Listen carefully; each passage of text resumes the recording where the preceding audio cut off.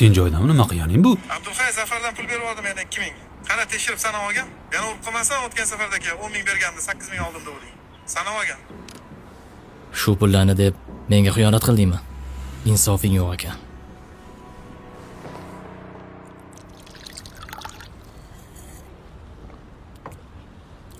Bilasam, hamma menga yolg'on gapiradi. Hatto ishongan do'stim ham ortimdan pichoq urdi. Ishlarim ham o'ldi-jo'ldi bo'lib ketdi. Qisqasi, sindim og'ayni. Men qara Abdulhay. Hech bir maxfiy yaxshilik qilib ko'rganmisan? Hozir odamlarga yaxshilik qiladigan zamon ekan. Aytib turman-ku senga, yaxshilik nima qaytganini.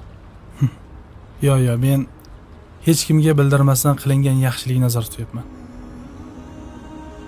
Shunaqa sen bo'lar ekan. Qara. Men o'zim hayotimda foydasini ko'rgan tajribani senga o'rgataman. Bir maxfiy yaxshilik qilgin. Bir o'zing bilgin-u, bir Xudo bilsin.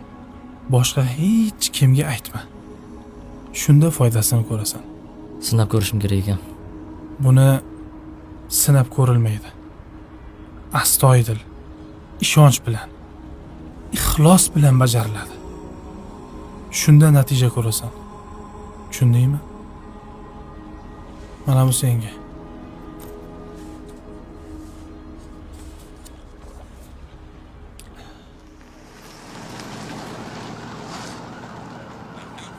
Ha. Bugun forum tugadi. Ertaga qaytaman. Ha, ertaga ko'rishamiz. Thank you. Bo'pti. Iye. Abdulhay, to'g'risi safarda yurganda seni ko'rib rosa xursand bo'ldim. Ko'rinishingdan o'zingni ancha tiklab olganga o'xshaysan. Bularning hammasi sen aytgan maslahatning natijasida. Qaysi maslahat? Maxfiy yaxshilikda. Ha. Xullas, o'shandan keyin Yaxshi. ishlarimda xalaq beradigan barchadan voz kechdim. Iloj qadar ishda to'g'rilikni yo'lga qo'yishga harakat qildim. Ha. Aytgancha, Fursat Mobile degan do'kon ochganmiz. Qani? Fursat Mobile. Zo'r. Odamlarga manfaat bo'lsin deb boshlavordik. Yaxshi bo'pti. Barakasini bersin. Abdulhay, agar imkoning bo'lsa, menga ham bir yaxshilik qilsang. Tinchlikmi? Ishlaring orqaga ketib qolmadimi? Ha, yo.